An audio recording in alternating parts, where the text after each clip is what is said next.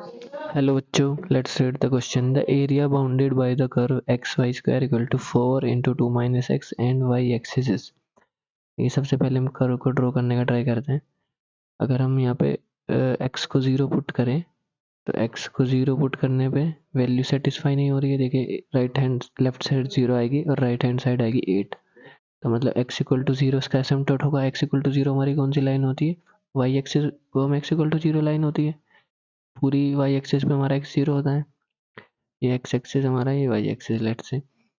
तो देखिए x equal to 0 में पता चला y एक्सिस मतलब इसका एसिम्पटोट होगा.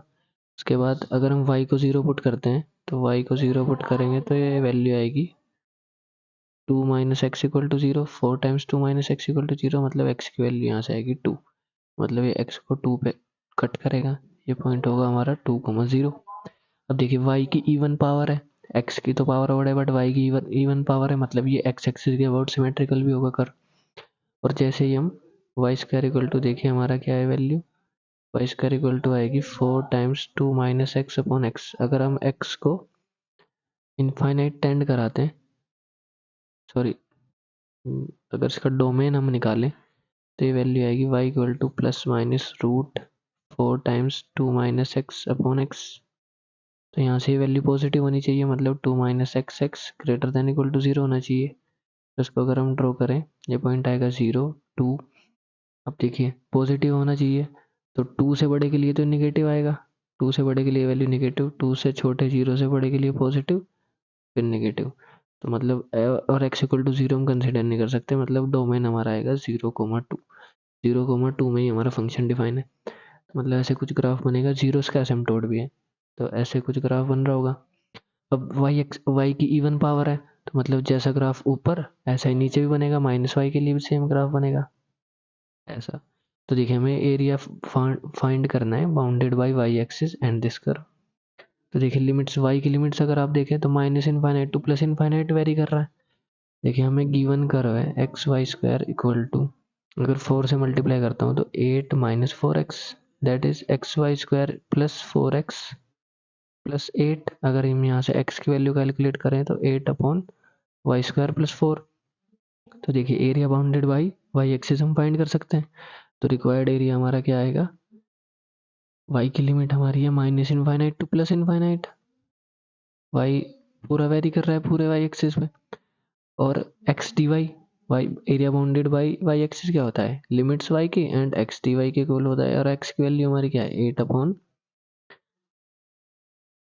8 upon y square plus 4 fine dx. तो इंटीग्रेशन करेंगे सिंपली. 8 कांस्टेंट है हमारा. अब देखिए इंटीग्रेशन का फॉर्मूला अगर आपको पता हो, integration dx upon x square plus a square का फॉर्मूला क्या होता है, 1 upon a tan inverse x upon a. वही फॉर्मूला हम यहाँ पे यूज़ करेंगे. तो ये वैल्यू हमारी क्या आएगी, ए यहाँ पे क्या हो जाएगा 4 को लिख सकते हैं 2 का स्क्वायर, तो 1 upon a that is 1 upon 2 tan inverse y upon 2. और लिमिट्स हमारी आएंगी minus infinite to plus infinite. अब देखिए जब टेन इनवर्स इनफाइनाइट की वैल्यू हमारी क्या होती है, ये वैल्यू हमारी आएगी 1/16 tan inverse infinite, sorry tan inverse infinite minus times tan inverse minus infinite fine. तो देखिए 1/16 ये वैल्यू हो जाएगी π/2 की, माइनस ये वैल्यू हमारी क्या हो जाएगी, या तो माइनस आप कॉमन ले सकते हैं फिर से π/2, या माइनस π/2 की वैल्यू तो फिर से प्लस π/2 हो जाएगा, minus minus plus that is π/16 हमारा फाइनल आंसर आएगा. π/16 स्क्वायर यूनिट्स एरिया आएगा. दैट मीन्स सॉरी 8/2 है ना, 8/2 तो दैट इज ये 4 आएगी वैल्यू. हमने कैलकुलेशन एरर की है थोड़ी सी, ये वैल्यू हमारी 4 आएगी. Okay 4 that is 4 pi square units हमारा एरिया आएगा. ओके 8 से मल्टीप्लाई हो रखी थी हमारी, कांस्टेंट था 8, 1/2 था, तो ये कैलकुलेशन ये जो आएगी 4 के इक्वल आएगी. और ये लिमिट्स ऐड करने के बाद आएगी पाई के इक्वल, दैट मीन्स 4 पाई हमारा आंसर होगा. That is option 1 is correct. I hope you understood this solution. Thank you.